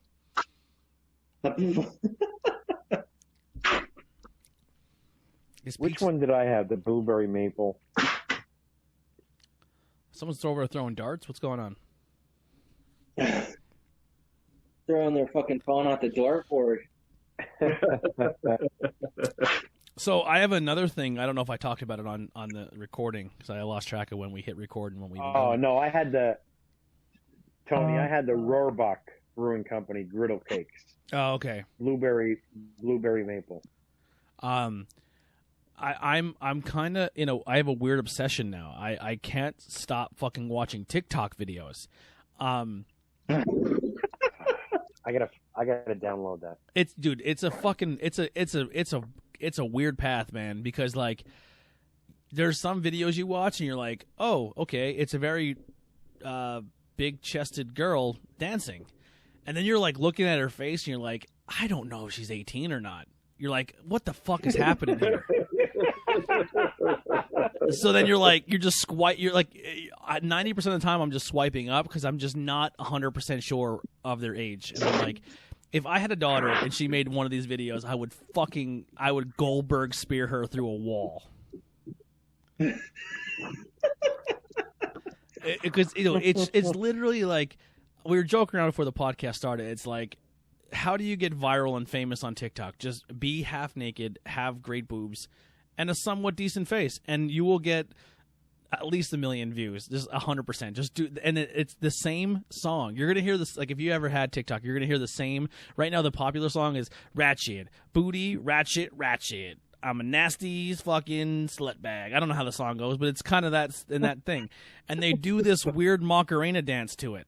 Like they don't even like dance. They just do stuff with their hands and their arms and like touch their head and then touch their chest and then do like Macarena moves and then they throw their ass at the screen and then that's all they do and the video's over. And it's like 300 videos of just that same dance move done by 100 different girls in different types of bikinis. And then every now and then you do find what's that? When you're in quarantine or you're in different orders and all, you'll pass an hour real quick. Pass an hour really quick doing stuff and things. No, I didn't do anything like that. Listen, Ben, I'm super desensitized when it comes to that. Like, I don't even think I can look at a naked photo of a woman and get off anymore. Like, once I found video, I'm like, please, you need to step your game up. Like, you know what I mean? Like. I'm a destroyed mind. But yeah, so but every now and then you find like a celebrity, so celebrity stuff is kind of funny. I found a lot of people that are in, like, a lot of people from wrestling are on TikTok, which is kind of cool. But then every now and then you find like a funny one where it's like actually something actually funny where you get a chuckle out of it. But 90% of my TikTok is dogs, like funny dog videos, or half naked girls dancing to ratchet nasty video or song, whatever the hell it's called. But it makes an hour go by real quick. I definitely recommend it. Yeah, that's been my new thing. When I'm sitting on the couch and Heidi's watching something on TV that I think is horrible, I just turn TikTok on and I get consumed into that world. That and just Facebook Lives have been a thing. Sean, Dave Cantwell's brother, Sean Vogue, he's been going live on the dive bar page, and I don't understand. Like, listen, Vogue, I love you to death, right? But you drunk are the most uninteresting person of all time, and somehow he's live right now. He's live right now. He has 57 motherfuckers watching him drink beer and just talking to a camera. And all I do is go on the stream and just keep typing in, "Take off your shirt." That's all I type. I just like, "Take off your shirt. Take off your shirt. Take off your shirt." We should all go on. We should all go on and tell him to take off his shirt. So it's a page. It's a page that someone created called Honest Trav's Virtual Dive Bar, and I guess because we can't go out of our house, someone created like a virtual dive bar, and 90% of it is just Vogue getting on there and going live and just talking, and he tries to talk about stuff that I'm just like, come on, dude. Yeah, he's on here. Legit. And he'll do a fucking 3-hour stream. He won't get off. Like he's just on there, and fucking somehow 57 people watch it, and they stay there the whole fucking time. It's out of control. Like, I make a podcast and 12 people listen to it, and this fucking idiot, no, he's not idiot, but this fucking guy gets 57 people to listen to him for fucking 8 hours, and he just chugs a beer and he starts talking in cursive.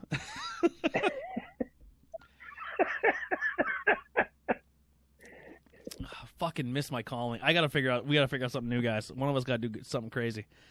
Ben, we're piercing your nipples next time we get a camera on. No, why am I? With a safety pin. We gotta go crazy, man. We gotta get views. We gotta get viral, Ben. No, but not with me. Oh my god. Yo, all I know is we've been talking a lot to the boys over at oh dear Lord, It's Just Beer Podcast, and oh my goodness, when we go up and hang out with those guys, that's gonna be fucking something else. I'm gonna probably have a tattoo, fucking safety pin, like Dad, piercing. This dude has a reptile room, right? A reptile room. So just guess how many snakes he probably owns, right? That's fucking terrifying. This guy, the guy we're going to, the podcast we're going to meet in New York called It's Just Beer Podcast. We've been talking to them. Yeah. We're going to this guy's house. We're probably going to spend the night. So I'm going to get drunk in a guy's house that he has probably like maybe a dozen snakes. No, I think he has What's more. wrong with that? Huh? What's wrong with that? I fucking hate What's wrong with snakes. that? He owns an anaconda. Snakes are cool. Snakes are cool. He fucking owns an anaconda. They made a horror movie called Snakes too. Yeah, we're not fucking with poisonous snakes. Like, they're staying in its cage. Like, he's really respectful though. Like, he's not going to be like, I have a lot of faith in him. Like, when he describes what he does for a living, like he goes to like schools and educates kids on snakes and reptiles. So he's kind of like the upstate New York's version of Porcupine Pat, except with reptiles. For real, yeah. Yeah, so I don't think he's gonna be like, ha, and then throw a fucking snake at me, like some fucking some frat boy. He won't do that because even he said, like, why would I fucking throw like I'm like, that's what I looked at it too. Like, don't be a fucking dick. Like, if I was an animal and I got chucked across the room for a fucking joke, I'd be upset. I wouldn't like that. And he goes, no, I'm not gonna. And I said, I know you wouldn't, but I may get drunk and hold a fucking snake. We'll see how it goes. But if I get bit, I'm gonna be like fucking Macho Man. I'm gonna be screaming and crying the whole time. Nothing wrong with that. I'm gonna fucking cry on camera. If you talk like camera. a Macho Man when you get freaking bit, I'm gonna fucking lose it. I'm gonna tell you right now, Jake. I'm gonna go out there and I'm gonna let you bite me with that fucking cobra. But before we hit that fucking ring, it's gonna bite you right now. What do you mean it's gonna bite me, Randy? I'm not getting bit by a fucking snake. Oh, you're getting fucking bit right now. Pull out your fucking leg. Yeah. That's a fucking true So that fucking experience when I was a kid, my dad can attest to it. My dad had it on TV, and I fucking bawled my eyes out as a child. I fucking lost my mind as a kid because in my head, I knew Cobra. You get bit by a cobra, you're dead. You're a dead man. And I'm watching Macho Man get fucking gnawed on by a fucking cobra, and blood is everywhere. I bawled my fucking eyes out. But then He hearing was not happy. hearing years later that story, like Jake the Snake told that story on Joe Rogan, and Macho Man was so paranoid thinking that they finally gave him the title because Hulk Hogan went out to make movies. He thought the WWE was legit going to kill him in the ring. He thought he was going to die. And he's like, I'm not going out there and getting bit by that snake until it bites you first. So Jake had to piss off the snake to the point where it bit him in the thigh before they even walked through the curtain. And then I guess what I read is snakes don't want to really bite if they don't have to. They only do it for a defense mechanism. So if you piss them off to the point where, like, hey, fucking bite this, they lose their minds. So what that snake ended up doing that night is killing itself. It killed itself. Like, it committed snake suicide. Like, the night of that show, when that snake bit Macho Man and Randy and Jake the Snake, when they went back to the hotel room and he put it in whatever case or trunk it was in, it killed itself. Like, it didn't want to live anymore. like that's fucking crazy. Like, Pete, there's a reason That is nutty. There's a reason that Jake the Snake character is not around anymore, because he told the most horrific stories of what those poor snakes went through. And he's like, dude, I never fed them. Dear Lord. He's like, I never fed them. Vogue. What? Oh, Fucking Vogue isn't even drinking good beer. No, he just drinks Keystone Light for fucking 4 hours. Milwaukee's Best Ice or something like that. Look at his eyes. Fucking $8 a fucking 40-pack. Yeah. And he'll drink 12 of them on camera, and he'll chug 8 of them. He's fucking hammered. He's fucking mute it because you're fucking killing. I can hear all of it. Look at his eyes. He's in another dimension right now. Look at him. Look at him chug it. Who holds a beer like that?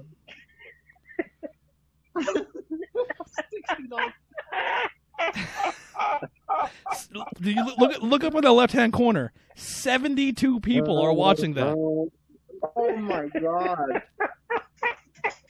I got 60 right now. Oh, all right, 67. How do you comment? You just hit comment on it.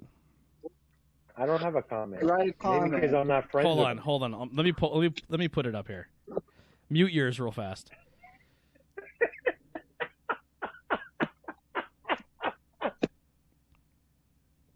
I'm not gonna lie and say like I suck that beer down. I'm 100% honest on here. When do you pee? Sometimes. I'm 100% honest on here. That is a good question. You have to mute your screen. Whatever you guys are watching, mute it. I'm a fucking robot. Oh my god. I can't watch that anymore. Oh man. I will pee eventually. I can't comment. Yeah, it might take like can't 5-6 comment. minutes, but dude. He will be. Alright. All I'm saying is I drink only half that beer. Alright, number 24 has got to be a shotgun, though. He's fucking smoked. I want to comment. Are you not in the group? Yeah, do that. Suck it down. Do it. Do it. Do it. Suck that hot sauce right the fuck down. The cat's on. Look, stop making excuses, bitch. Suck that Who's fucking making hot the sauce fake right vibrating the fuck song? down. Suck that hot sauce I think down. it's Jason. Oh. What? I'm Right. not doing anything. Right. If you're gonna do it, do it. I want him to puke on camera. 75 fucking people are watching him right now. We're on 20 beers. 21. That's Still fucking 20. nutty. It ain't fucking. Not 20 beers. All right, I turned it off. Oh my god. All right.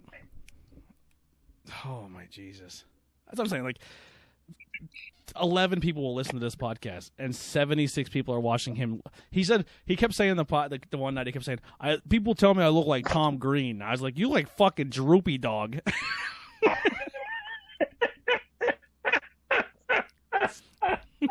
Oh my god. He's like, you know what?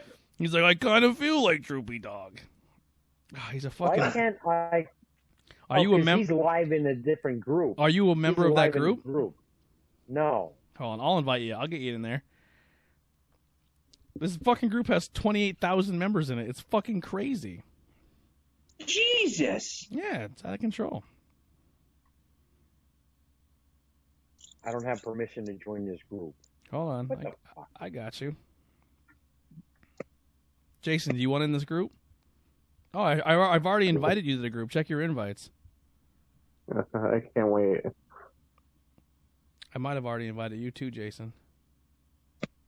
How about the ass reckoning beer? You want to hear about that? Yeah. Let's talk about that beer. Yeah. All right. So you're not Party bored started. making noises over there. Yeah, that wasn't me. That was Ben. Listen, here's a noisy yawn here. All right. What do you think of your Reckoner? Your hazy from two Rusty Rail beers tonight. Good for them.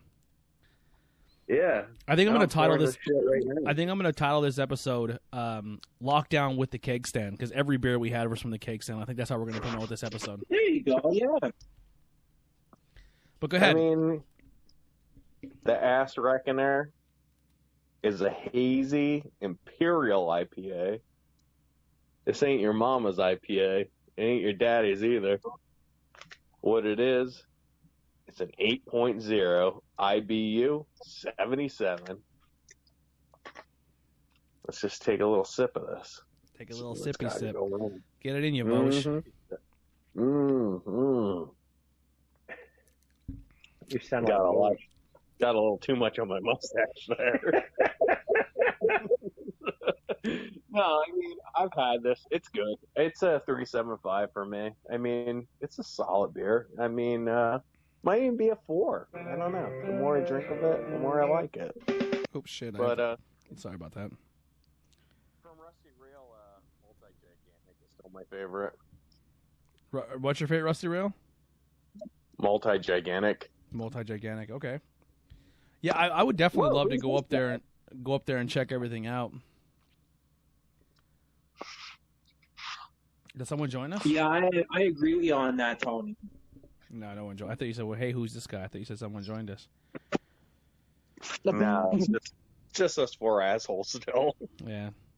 Everyone's too busy watching Vosges. They're not joining us. They're watching fucking Vosges. If we went live, we would outnumber him. You think so? Mm-hmm. One of these. Well, once I get a better laptop, I can do like a Skype call where I can have all 4 of our screens up and use that as our thing and make like a whole streaming thing where I can have stuff on the screen. I just don't have a computer to do that yet. And I don't want to start streaming like that and then half-ass it. You know what I mean? Like, if we're going to go live stream, I want it to look a certain way. Like, honestly, like the way Billy Trey was showing me this one program, we can go live stream. I can have us on the screen and say if we have a caller, we can put the caller in through, like, Skype or Facebook Messenger or whatever, and then put that up in the right-hand corner, like his little screen, and then have, like, you know how ESPN has a scroller going across the bottom? Yeah. I can put one of those in, like, hey, make sure you check out our merch page, or right now and I can change what that says and add more stuff to the thing. Like, I can do so much cool shit. Yeah. Big ups for Billy Trey there. Yeah. Holy shit. But my computer is just not strong enough to handle it. I hear you on that. But yeah. You know, I was watching like the best promotion, like best cut promos for wrestling, and I watched the one with Limp Bizkit playing in the background with Stone Cold Steve Austin and The Rock. Man, was that a fucking good promo? I'm not sure which one that Like you're talking about. legitimately. Listen, if you're going to talk promos in wrestling, you have to talk about fucking Macho Man Randy Savage. He was the best promo I'm guy. just saying, for like production value, like the Attitude Era, like that was actually pretty cool. Macho Man would cut a promo and not even start by looking at the camera. They're like, Mean Gene would be like, I'm here right now with Macho Man Randy Savage, and Macho Man's facing the wrong way, pointing at the wall, and he'd be and then he would spin around and twiddle his fingers, And he would start real slow, and he would talk right here. I'm telling you right now, Mean Gene, I'm going to go down to the ring, and I'm going to see Hulk Hogan, and then I'm going to fuck his asshole. And he would get really crazy, and then he would bring it right back down. He would bring it right here.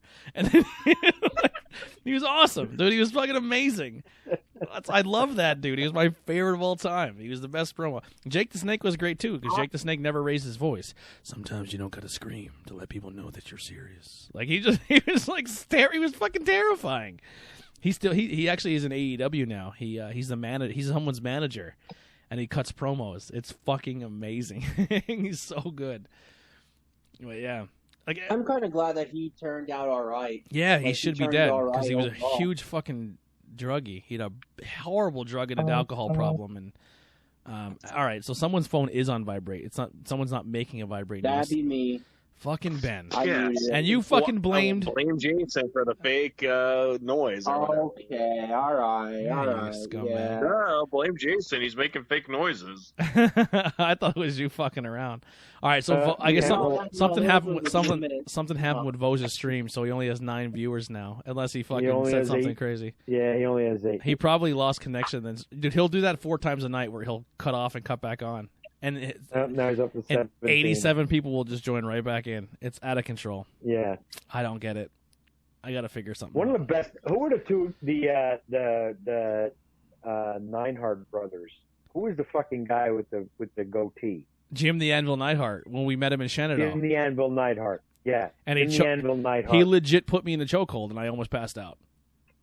Yeah. Like, I was tapping out. I was tapping out on his, and I was like, "Yo, bro, I'm gonna fucking die." And he's like, "Someone snapped a picture of me about to die on his." Like, I'm gritting my teeth, and I'm not fucking playing around. He just put me out. I partied with him at RJ's. Boris's bar across from the IGA, and he's sitting at the bar drinking Jack Daniels out of a fucking pint glass and smoking pot. And he reached into his jacket and pulled out a fucking blunt and lit it up. I'm there. I'm sitting right next to him. He goes, "I'm there, dude. You know you can't do that here." He goes, I'm Jim the Anvil Neidhart. I can do whatever the fuck I want." I was tag team chance with Bret Hart. I'm gonna smoke this joint in your shit town. I'm there.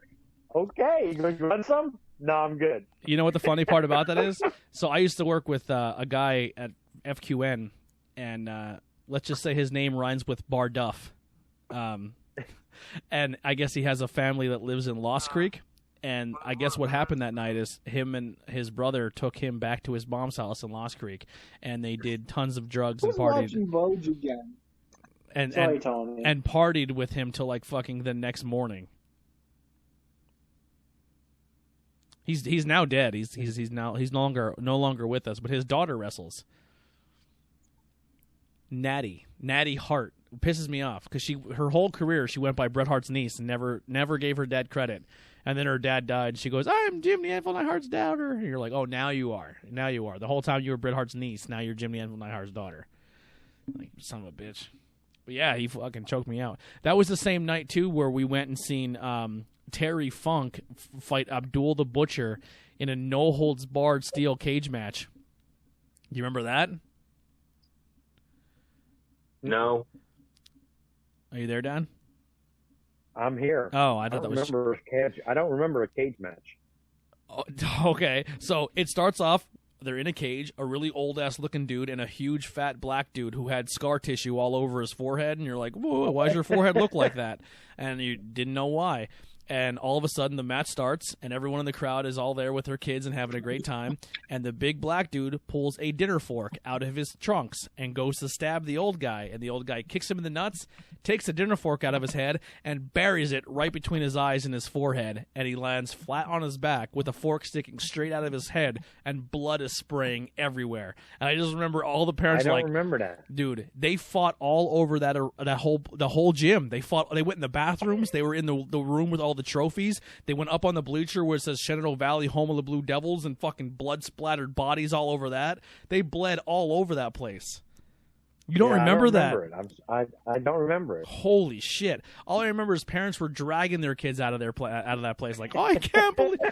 The best part about that is, years later, Abdul the Butcher pretty much told everyone, "Oh yeah, by the way, the entire time I wrestled Hep C."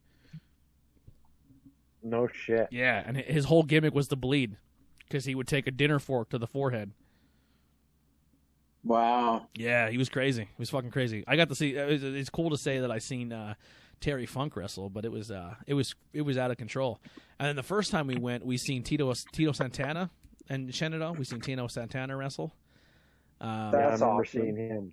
Yeah, we seen him. I'm trying to think who else. Bam Bam Bigelow was there, but he was not as Bam Bam Bigelow. He was actually as a masked guy. So Whoa. yeah. And then we went to a show in Monty City, and we seen Hacksaw Jim Duggan, Doink the Clown, and Papa Shango. Yeah. Doink the Clown represent. And we also seen King Kong Bundy. And that I always tell the story how you went in the bar and you were like told all the wrestlers like, hey, my kid's out here. He's a huge wrestling fan. Can any of you guys come out and talk to him? I'm also a firefighter. And pretty much all the wrestlers told you to go suck their dick for the most part. But King Kong Bundy was like, I'll come out. And he fucking came out. And I wrestled fucking King Kong Bundy in the engine room of West End Fire Company. And then I remember telling him like, oh my God, my cousins are going to be so happy that I did this. Like, it would be cool if my cousins got to see you. And then he's like, well, where the hell are your cousins? And I said, they live, like, they're at my house. Because I remember my dad brought me, but he's like, I can't bring all the kids in. So then my dad fucking left the firehouse. Like, I was being babysat at that point by fucking King Kong Bundy. So my dad can go around the corner. Because where the West End was and where we lived on South Street was literally like a not even a minute walk. It was like right there. Yeah. So he walked and got the other kids because he got permission to bring them down there as well. So he left me with fucking King Kong Bundy to walk and go get the rest of my cousins, and then they came back down, and we got like a group photo of all of us, and there was like fucking 9 of us between my cousins. Like I'm on his shoulders. There's 2, one on one leg, one on the other, and he's holding 2 up by his biceps like he's picking them up, and I'm on his. I think we lost that photo in a fire, which is fucking depressing because that was a great photo. But like all of us were hanging off like we were beating up, like we were all attacking him. He was the fucking nicest dude I think I ever met in the wrestling business, besides the Blue Meanie. Yeah. The Blue Meanie was really nice, too. Yep. I saw Andre the Giant wrestle Hulk Hogan down in Hershey. In Hershey? Oh, wow. At the end of Hulk Hogan's career. Or not Hulk Hogan, but Andre the Giant's career. And that son of a bitch, if you cannot imagine how strong he was. Remember the steps that they used to stick, those big steel, aluminum, diamond plate steps they put in the corner?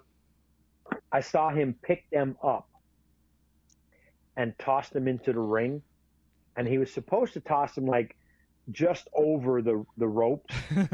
When he launched them, Hulk Hogan was standing on the other side of the ring.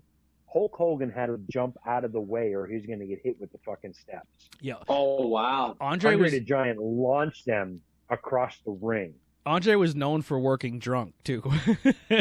He wasn't afraid to. He was a beer drinker, and he wasn't afraid to go in there with a few in him. Yeah, he was quite the connoisseur because he would be the designated driver too. Because no, he wouldn't. He never drove a car.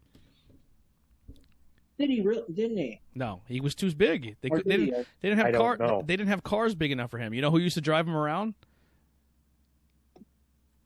I'm either thinking like Ric Flair or somebody Jake the else. Snake. Yeah. No, I believe that. Here, since we're doing a beer show, we might as well talk about this. So, I mean, the guy would drink like someone put a before and after of Vogue bottle of in the fucking dive bar page. No, they didn't. I want to go. Wait, what? Wait, what? No, they didn't. Someone put a before and after picture of Vogue in the fucking dive bar page. Like as a comment on his stream? No, just a fucking picture. Side by side. I don't see it. I'll see if I can tag you in it.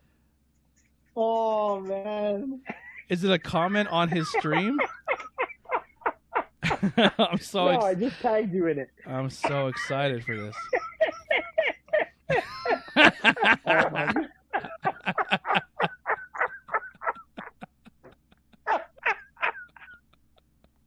Oh my God, that's amazing.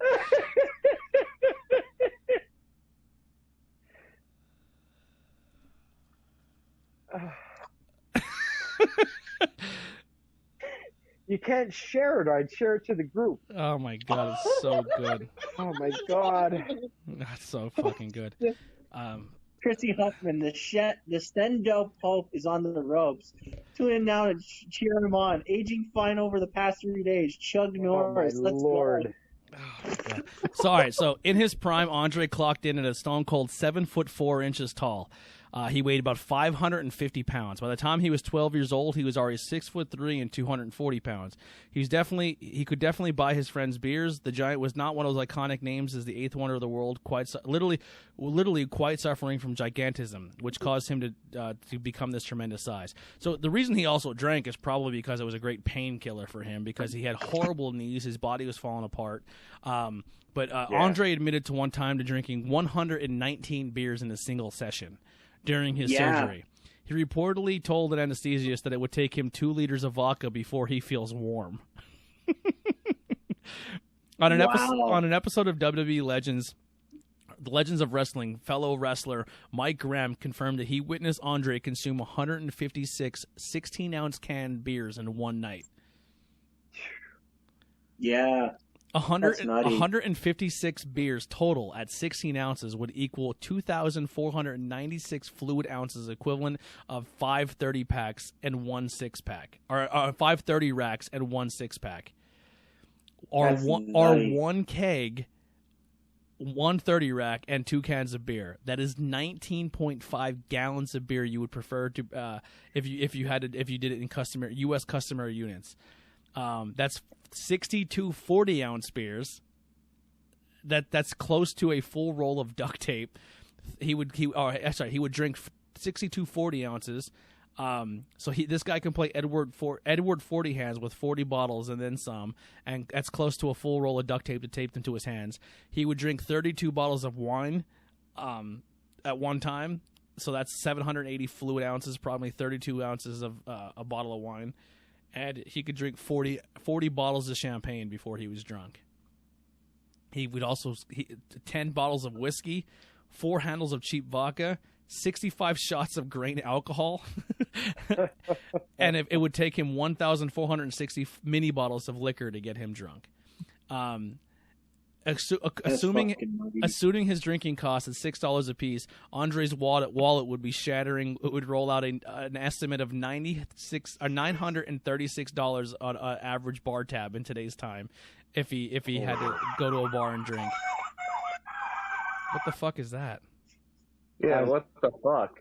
There was the Easter Bunny parade in town today. I was watching a video of it. Yeah, so there was a video. There was a story Jake the Snake told as well in that same podcast where he said they went and bought like 2 30-packs, and Jake was drinking while he was driving. He's like, man, I got to slow down. Not because he was concerned of drinking and driving. He just didn't want to have to stop to piss because they had to get to the arena the next arena night and get to a hotel. And he said the entire time they drove, Andre drank 2 30-packs, and he was like, this motherfucker's going to piss in this fucking van. And they get out, and they're like, get the piss. He goes, nope. And then Jake goes, well, give me another beer. And he goes, can't. They're all gone. And he goes, you drank 2 30-packs and didn't have to piss? And he goes, yep. And and Jake was like, okay, he's going to be hammered. There's going to be half-full cans all over the place. Nope. 2 30-packs. Each can was fucking bone dry.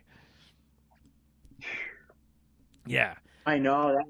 There's stories where he used to pass out. I guess when they used to talk about the Hamburg Fieldhouse, there was a little bar there that he used to drink at.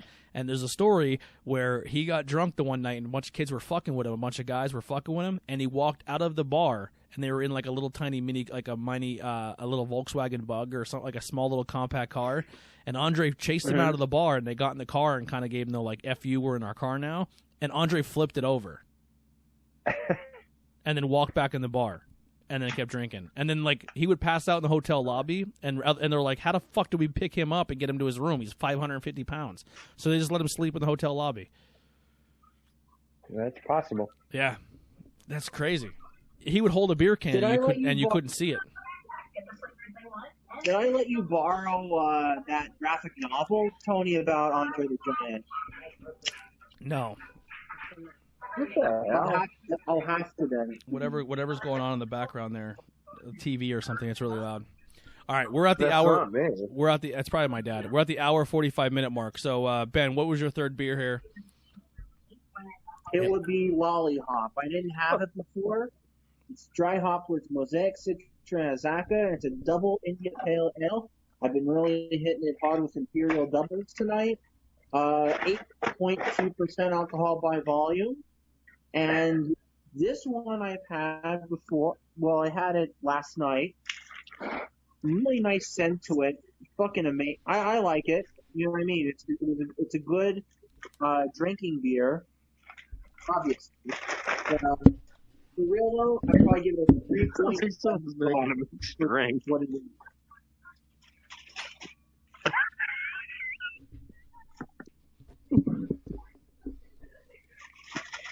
So what do you think of it? What's your score? Sounds like someone's taking a bath. I don't know what's going on. This is out of control. These fucking live streams are fucking a shit show. We're getting like Vogue. It's like a Vogue fucking.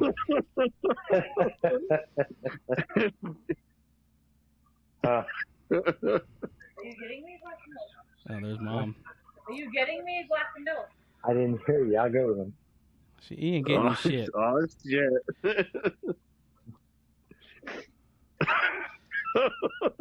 All right, Ben. What's your score here?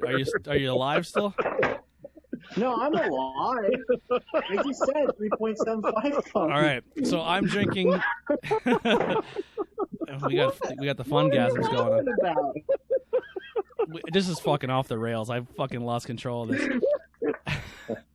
All right, so I'm drinking the Blueberry Maple Stout not by the right brewery. I pulled the wrong brewery. Hold on.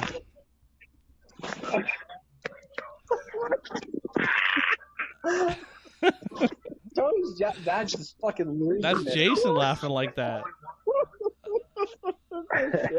Jason has lost his fucking skull right now.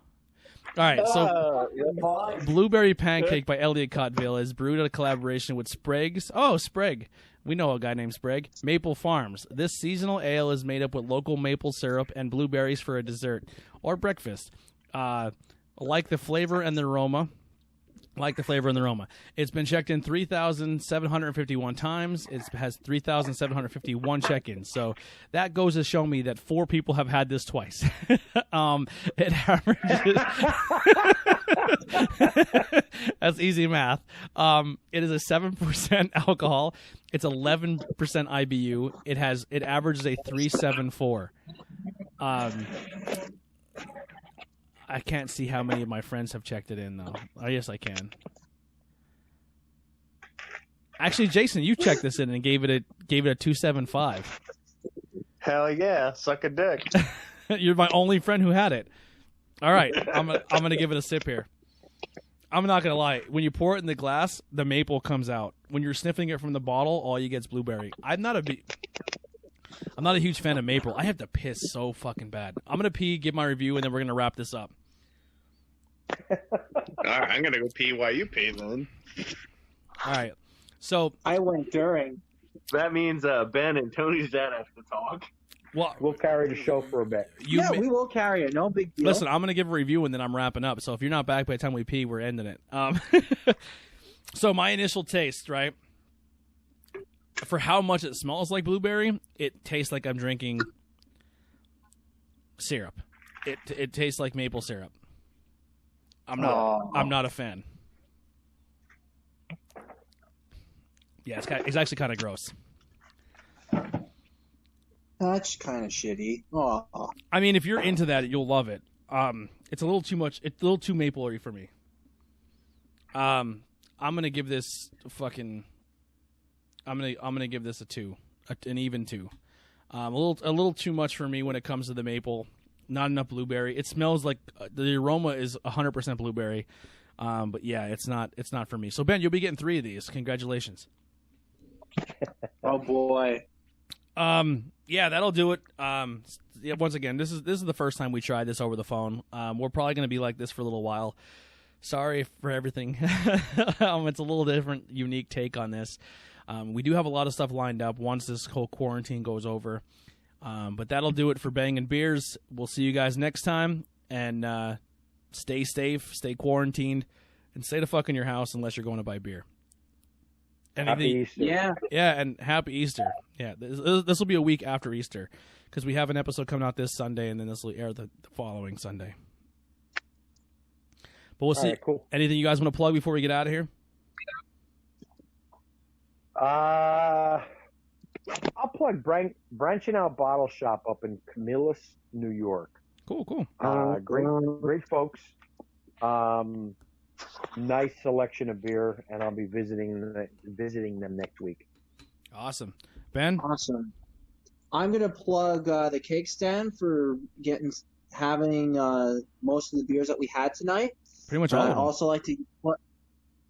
I would also like to plug the Craft House then as well, because they're one of the very few places that you can get Ace Pineapple Cider from. And that's a pretty good goddamn cider. So I still have 3 cans left, probably for next show. I might leave you with one, Tony. It's only a 12-ounce can, but I'll tell you what, freaking good. Pineapple cider. I'm excited. Yeah, definitely huge thanks to the cake stand. Brett and his staff, I know Monica and Brett, they've been very, very good to us as a podcast and helping us out and getting us beer that we asked for, and then we staying open during all these times. So if you are in the School County area and you're looking to walk in and get some beer, the cake stand is definitely your go-to place. Everything, pretty much, I think every beer we had tonight, except maybe Jason's other New Trail, we got all from the cake stand. So if you're interested in that, definitely head over there. Go check out what they got. Tell them we sent you over at Bangin Beers Podcast.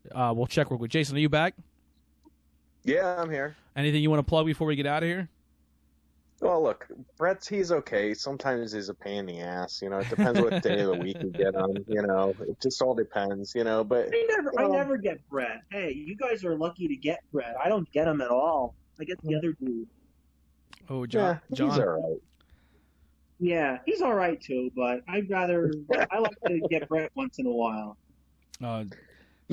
Sean just went live again, so his other live stream got shut down already, so he's back up again. Yeah, shit. All right, but go ahead. I don't know what that is or who that is. Finish what you're saying. I was just gonna say, the world's a shit show right now, but once it's over, there's big plans for this podcast, and I know I'm here to be part of it, and I have some things in the the background working and churning and stuff. So we got some really cool stuff coming up. Yeah. We've got some shit lined up for you. So it's rough right now, but things are gonna get better, and once they get better, then we're gonna fucking tear that ass up. So you're gonna get the reckoner on you. Yeah, the Ass Reckoner beer. All right, well, that'll do it for Bangin Beers Podcast. Once again, thank you guys so much for calling in and helping us out. And we'll see you guys next Sunday. Like I said, every Sunday these episodes air. Follow us over on Facebook at Bangin Beers Podcast, over on Instagram and Twitter at IWEP Network, and you can follow us on Untappd. Just check out Bangin Beers Anthony, and then if you go to that page, you'll see all of us, the other guys on there as well. Because I do have a little private group for us in there, group on there that is all the Bangin Beers Podcast people, so you can check that out. All right, see you guys next time. We're out. Bangin Beers Podcast. See you guys. Take care. See ya.